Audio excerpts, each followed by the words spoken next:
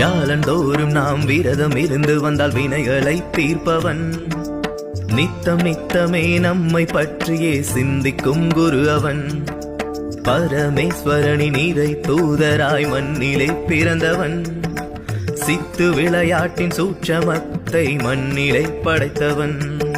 மூன்று உலகையும் ஆளும் எங்கள் சாய்நாதனே.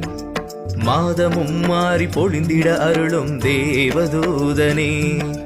சீரடி சாயி துவாரகமாயி ஸ்ரீ சக்தி சாயி பிரேமஸ்வரூபி. சீரடி சாயி துவாரகமாயி ஸ்ரீ சக்தி சாயி பிரேமஸ்வரூபி.